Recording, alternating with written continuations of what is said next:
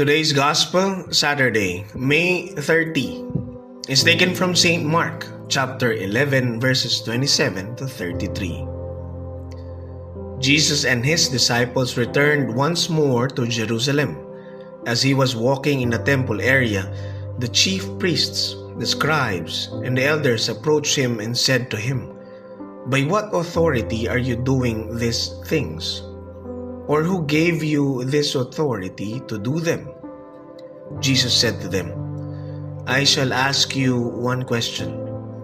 Answer me and I will tell you by what authority I do these things.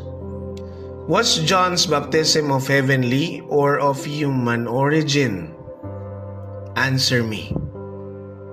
They discussed this among themselves and said, "If we say of heavenly origin, he will say, 'Then why did you not believe him?' But shall we say of human origin?" They feared the crowd, for they all thought John really was a prophet. So they said to Jesus in reply, "We do not know."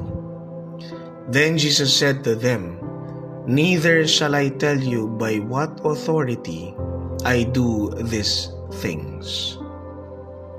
The Gospel of the Lord. Today's faith food reflection is from Sister Jeng Kasumbal. Sino ka ba? Sino ka ba para pagsabihan ako? Naranasan nyo na bang matanong ng ganito? Concerned ka lang naman sa taong pinagsabihan mo, pero bakit parang ikaw pa ang may mali? This situation reveals something important about human heart. Sometimes, people resist us not because the truth we're telling them is unclear, but because accepting the truth is a hard pill to swallow. It requires difficult change, which means stepping out of their comfort zones. Pride, fear, and a desire to maintain control keep people from accepting moral truths. This is also true when the leaders in today's gospel ask Jesus, "By what authority are you doing these things? Or who gave you this authority to do them?" Sino ka ba para gawin ang mga bagay na yan? Anong karapatan mo? This gospel invites us to examine ourselves.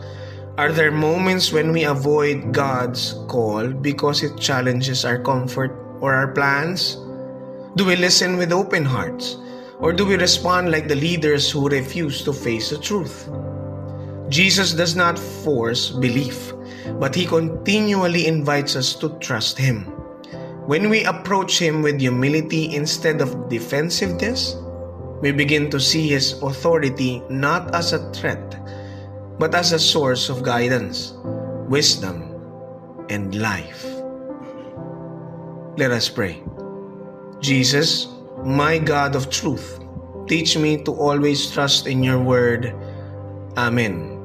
In the name of the Father, and of the Son, and of the Holy Spirit. Amen.